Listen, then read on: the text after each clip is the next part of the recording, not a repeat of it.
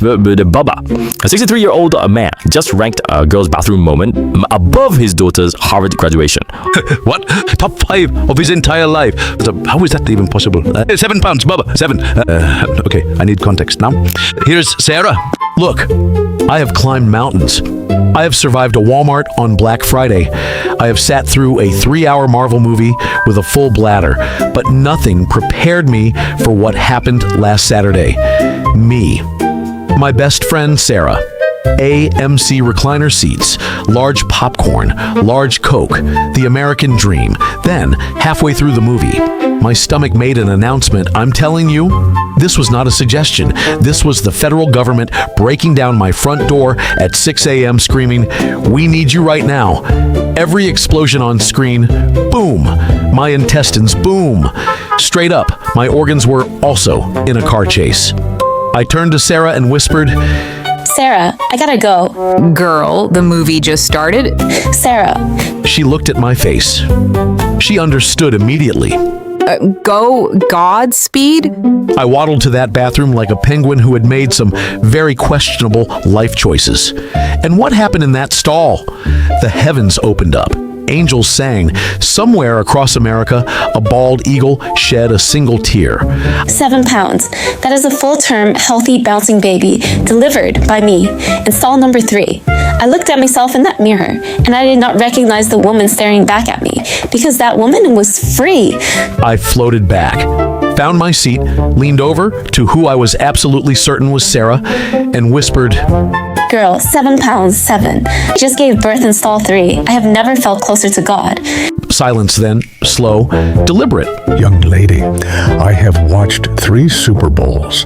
I have seen my daughter graduate from Harvard. I have shaken hands with a senator, and I want you to know this moment right here is in my top 5.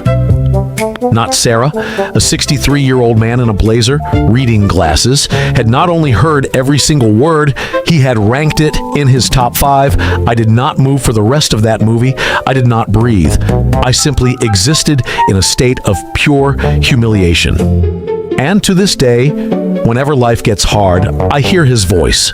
Young lady, this moment is in my top 5. Sir, I don't know your name. I don't know where you are, but I hope you're out there somewhere, still ranking things.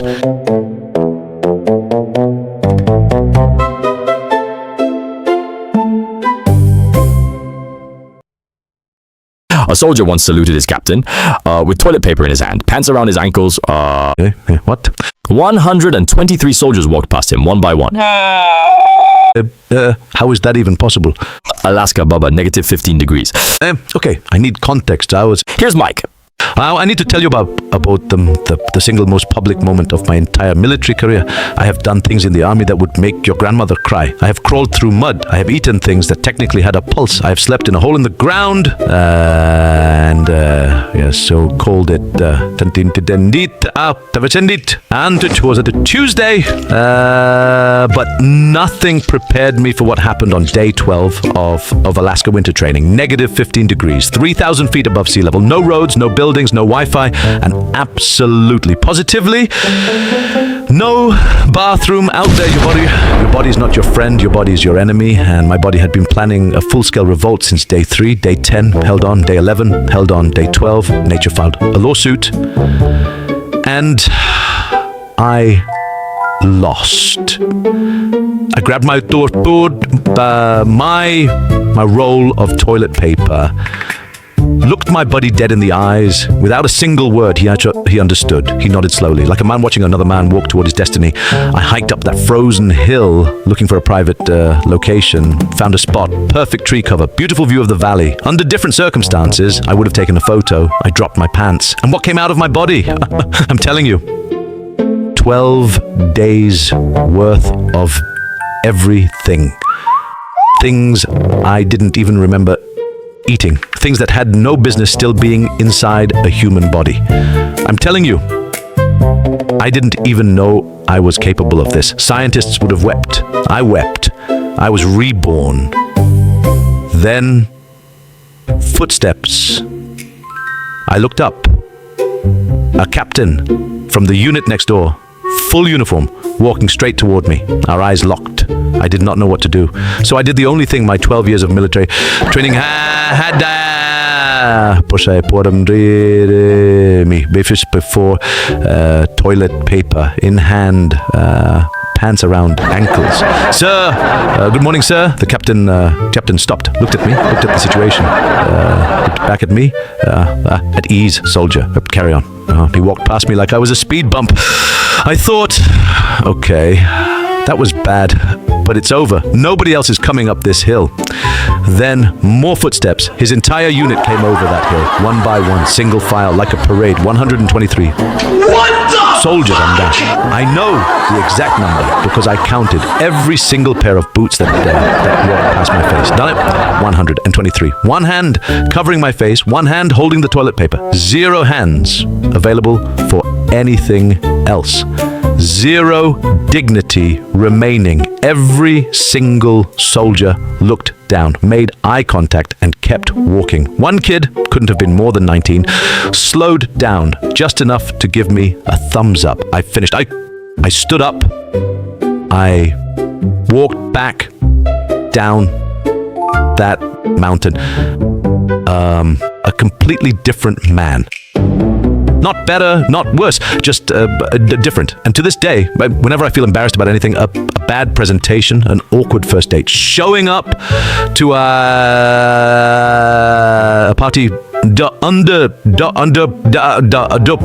undressed, I remind myself. 123 people once watched me handle government business on a frozen mountaintop in Alaska, and I survived straight up. If I can survive that, I can survive anything.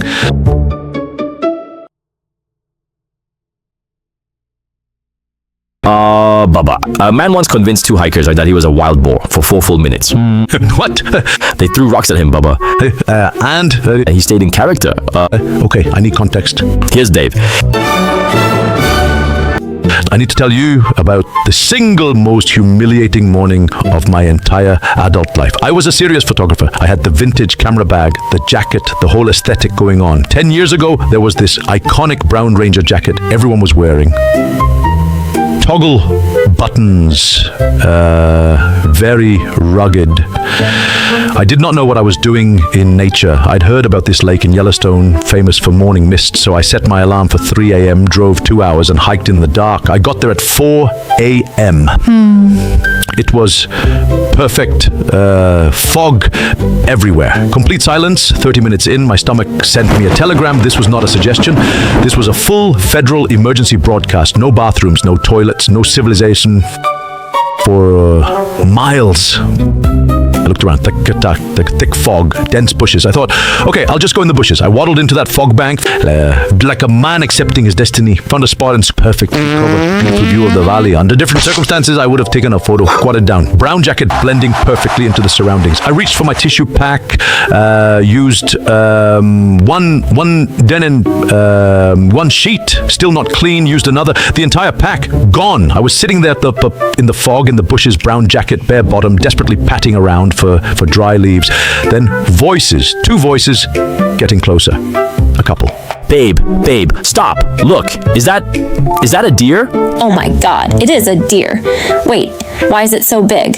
Babe, that is not a deer. Is that a wild boar? I sat there and I did the math. Option A, stand up, explain everything, and get arrested for indecent exposure. Option B, become the boar. I chose option B. I opened my mouth. Whoa! It is a wild boar. You hear that? Why isn't it moving though? Is it asleep? Babe, what if it's dead? Should I throw a bigger one? If it moves, we'll know it's alive. Scream! I have never felt pain like that in my life. But I could not blow my cover. Babe, that's not a boar, that's a person. That is a person in the bushes. We need to leave, right now. I lay there in the bushes for 10 minutes, just existing. Eventually, I gathered enough leaves, handled my business, and hiked back down That mountain, a completely different man. Camera bag on my shoulder. Dignity nowhere to be found. I get to the parking lot and the couple is standing right there. I walked past them, eyes forward. Babe, you see that jacket? That's the exact same color as the boar's bottom. Babe, it was a bore. It was a bore. Let's go. I donated that Joe jacket, took it to jacket the next day. I'd sold my camera equipment the week after, and to this day, whenever someone asks me why I don't do nature photography anymore, I just say I had a bad experience with wildlife. Our hospital room had a guy named Big Al, built like a Netflix crime documentary subject. Face scarred, jaw wired shut, couldn't say a single word properly. But this man, this absolute unit of a human being, was running around our 6-person ward like Florence Nightingale in a hospital gown, fetching water, fixing blankets, adjusting IV lines, all while going, Nobody knew what he was saying, but he meant well. God, he meant well. Around evening, intern Johnny shows up, clipboard in hand, soul already checked out for the day. Mr. Henderson, we need to prep you for surgery. Follow me, please. Now, Big Al happened to be standing right next to Henderson's bed, fixing his IV line, being helpful, as always. And when Johnny called out Henderson's name, Big Al, trying to be useful, trying to say, he's right here, the guy next to me, raised his hand. Oh, Mr. Henderson. Wow, you're a lot bigger than the chart suggested. Right this way, sir. We've got a VIP room ready for you. Very special care. VIP room. Big Al's eyes lit up. He did not ask questions. He followed, behind the curtain, the sound of an electric razor.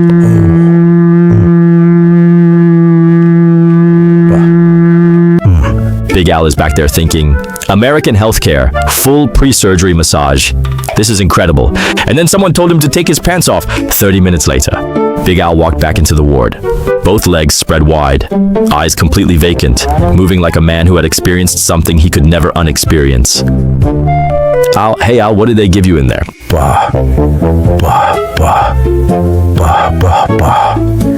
That's when intern Johnny came sprinting back in. Oh, no. Mr. Henderson, where have you been? We still need to do your pre-surgery shave. Wait. Wasn't that the guy from earlier?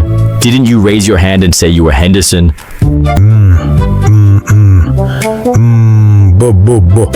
Oh, Big Al grabbed his jaw wire with both hands, tears streaming down his face, trying with every fiber of his being to communicate one sentence through a wired shut jaw.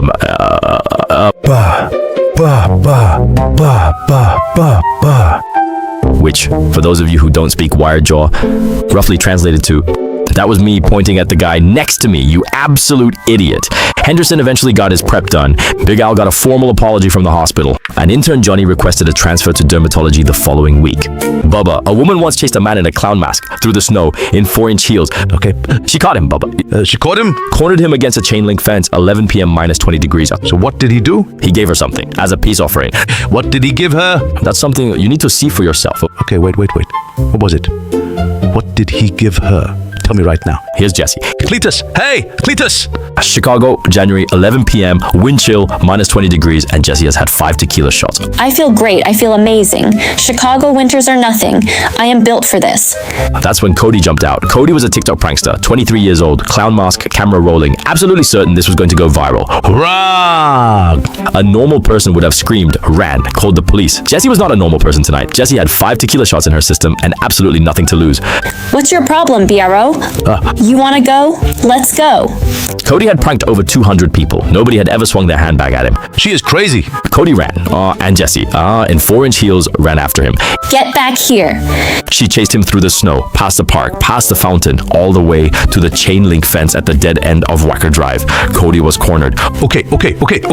Wait. Take this, and leave me alone. In his panic, Cody grabbed the first thing his hand found in the snow, a dark, heavy, frozen object, and shoved it directly into Jesse's arms. Oh, is this a double fudge brownie? Oh my god, a double fudge brownie. In this economy? Jesse wrapped the frozen object carefully in her cashmere scarf, held it like a newborn, and walked home. You're safe now, little brownie. Mama's got you. The next morning, Jesse's apartment, 8 a.m., the heater had been running on full blast all night. Morning. Okay, let's make some toast. Let's start the day. Everything is fine and normal and... Oh my God! What's wrong? Jesse, what is that? What is on my kitchen island? That's my brownie. That is not a brownie. Oh no. Is that dog? Where did you? There was a guy in a clown mask, and I chased him, and he gave it to me as a peace offering. He gave you frozen dog poop as a peace offering, and you accepted it? In my defense, it was very cold, and it looked exactly like a brownie. It was wrapped in my cashmere scarf. It was my cashmere scarf. I'm moving out. Cody posted the video that morning, 14 million views in 48 hours. The comments were not about the prank, they were about the brownie, and somewhere in Chicago, a Great Dane was having a very normal morning, completely unaware that it had briefly been mistaken for a dessert. Bubba, a soldier, once received a direct order in the woods from his commanding officer. Okay. It was about toilet paper, Bubba. I'm sorry that... Here's Miller. Cletus, wait. Fort Bragg, North Carolina. Day 3 of field training exercises. Private Miller has a problem. Oh, no. That MRE from this morning is staging a full revolt inside my body right now. I have maybe 60 seconds. There is no bathroom for 6 miles. This is fine. This is totally fine. Miller spotted a cluster of trees and did what any resourceful soldier would do. He broke off branches, arranged them carefully around himself, built a one-man camouflage station from scratch. Okay, not bad, Miller. Not bad at all. Nobody's going to see this. This is actually kind of impressive. He was genuinely proud of himself. So for about 45 seconds, that's when someone came crashing through the trees, and sat down, rigged next to him, and immediately began handling their own situation loudly. Oh my God, that's Colonel Ironside. That is my commanding officer. If he sees me right now, I will be cleaning latrines for the next calendar year. Miller froze, completely still, didn't breathe, didn't move, became one with the forest, and then Colonel Ironside turned his head and looked directly through the leaves, directly at Miller. Neither man moved, neither man spoke. 2 soldiers in the woods making eye contact in a situation that military training does not cover. Son, what unit are you with? 101st Airborne Division, Private Miller, sir. Colonel Ironside. At ease, soldier. We are currently in the middle of an operation. Keep your voice down. Yes, sir. They finished their respective operations in complete silence, like 2 professionals, which technically they were. Then Colonel Ironside reached into his pocket. Nothing. He checked the other pocket. Nothing. He looked at Miller with the expression of a man who has led troops through 3 combat deployments and has never once felt this vulnerable. Private Miller, do you happen to have any supplies? Sir, I have exactly 1 sheet, sir. Is it 2-ply? Yes, sir. Split it. 1 ply for me, 1 ply for you. That is a direct order, Private. Yes, sir. Back at base, full battalion formation. Colonel Ironside steps up to the podium for the post-training debrief. During this exercise, I witnessed true soldiering. Private Miller demonstrated flawless camouflage technique, completely undetected in the field. But more importantly, he demonstrated something this army was built on: the willingness to share limited resources with a fellow soldier under pressure, without hesitation, without complaint. 400 soldiers burst into applause. Miller stood at attention in the front row, staring straight ahead, sweating through his uniform. Private Miller, front and center. Miller walked to the podium, received a weekend pass, shook the colonel's hand, smiled for the battalion photo. And as the colonel leaned in for the handshake, just for a second, he looked Miller dead in the eye. Not a word, Private. Never, sir. Miller still has that weekend pass framed on his wall, and he never ate an MRE for breakfast again. Okay, so beautiful Sunday afternoon, Santa Monica Beach, California. Oh, nice. Perfect beach day. And I made a mistake. What kind of mistake? 4 habanero chili tacos from the Mexican food truck on the boardwalk, back to back, no breaks, no regrets. At the time. At the time, exactly. Oh, no. I'm walking through the park feeling like an absolute king. Sun is shining, ocean breeze, life is perfect, and then my stomach just pulls the fire alarm. How bad? No warning, no negotiation. 4 habanero chili tacos looked at me from the inside and said, "Sir, it's time." Oh, God. I look around, public restroom, and there's a line wrapped around the entire park. I've got maybe 45 seconds. 45 seconds. So what does he do? I see it up on the hill, big pampas grass, nobody around. God himself planted those bushes there for exactly this moment. No. I dive in, drop my pants, squat down, close my eyes. Oh, God. Okay. Open my eyes. What do you see? 3 mariachi band members crouching right in front of me, the full sombreros, Zani guitars, trumpets, everything. No. In full costume? Full costume, full band, full eye contact. Nobody said anything? Complete silence. 4 grown men staring at each other. And then the band leader grabs his nose and whispers, "Dude, what the hell are you doing?" Oh, man. And I looked at him and said the only thing I could say, taco emergency. Taco emergency. He stared at me. I stared at him. My situation was already in progress. He couldn't exactly kick you out at that point. Nobody was going anywhere, Mike. And the smell hits immediately. All three of them start gagging, silent, desperate gagging. One guy is playing imaginary trumpet just to have something to do with his hands. Imaginary trumpet. And then, down there, right in front of the bushes, like a couple walks up onto the grass, and the boyfriend gets down on one knee, pulls out a diamond ring. No. This was the flash mob proposal these three guys had been hired for. This was their cue. And they had a choice. Stay in the bush with me in the habanero situation. Now, to run. They ran. All three of them burst out of the bushes, sombreros flying, launched straight into Bruno Mars's Mario in full volume. Confetti cannons going off everywhere. Hearts, glitter, the whole thing. She's crying. She's crying. He's crying. The whole beach is watching. And I'm still in the bush, alone, with a trumpet solo as my background music. That is the most romantic and horrifying thing I've ever heard. And then, yes, 1,000 times yes. Oh, God. The ocean breeze picks up, and I physically watch. The smell drift out of the bushes and roll across the grass toward the couple. No! She's sobbing, happy tears, reaching for him. And then her face does this thing just for a second. Eyes still wet, hand over her heart, but her nose... Sniff, sniff. She doesn't say anything. She's too happy, but she knows. It's like something is wrong with this park. She knows. Eventually, everyone leaves. The couple, the mariachi band, the crowd. I look around. On the ground, heart-shaped confetti, thick paper, everywhere. I made it work. He used the confetti. That couple is somewhere right now telling everyone about the most romantic moment of their lives. The music, the confetti, the ocean view. They have no idea. None. Zero. And as I walked out of those bushes, calm, composed, and completely relieved, the mariachi band leader was packing up his guitar case. He looked up, made eye contact with me. What did he say? You always double, man. God bless America. God bless America. Joshua Tree National Park, California, Saturday morning. Jack is a fitness instructor, a hiking fanatic, a man who takes his outdoor gear very seriously. This is living. Clean air, open sky, nothing but me and the wilderness. Jack had been hiking for 2 hours when it hit him. The quesadilla, extra hot sauce from the night before, it hit him like a freight train. Oh no, not here, not now. The nearest bathroom is 10 miles away. There is nothing out here but cacti and rocks and... Okay, the boulder. Go to the boulder, now. Jack made it to the boulder, handled the situation, and then reached for his backpack. No napkins, no tissues, no paper of any kind. He looked left, cactus. He looked right, more cactus. He looked down. No. Yes. He did what he had to do and buried it in the sand. We don't speak of this, ever. 1 week later, Beverly Hills Dermatology, the most prestigious skin clinic in Los Angeles. Dr. Brown's office. Jack was not sitting in the waiting room chair. He was standing next to it. I'll just stand. Thank you. So, Jack, tell me what's going on. Dr. Brown, I need you to be straight with me. I went hiking in the desert last week, and now I have this horrific itching situation in a very specific area. I Googled it, and it might be a rare desert spider bite. Or possibly skin necrosis. Am I dying? Let's have a look. Dr. Brown examined the situation with the focus of a man who had seen everything Beverly Hills had to offer. He leaned in, he leaned back, he pushed his glasses up. Jack, I need you to answer this question honestly. Do you have any unusual habits involving gym shower floors, specifically sitting on them? What? No, absolutely not. What is it? Just tell me. Congratulations, Jack. It is not a spider bite. It is not necrosis. What you have currently is athlete's foot. Athlete's foot? Athlete's foot, yes. That's the thing you get on your... On your feet. Yes, typically. I have to be honest with you, Jack. In 22 years of dermatology, I have never seen this particular geographic distribution. I'm genuinely asking, did you do yoga and scratch yourself with your own foot? How does a person achieve this? And that's when it hit Jack, the boulder, the desert sand, and something he had buried out there in the heat, something that had been on his body for 2 hours in the California desert. Oh, Jack, you've gone very pale. Oh no. Jack.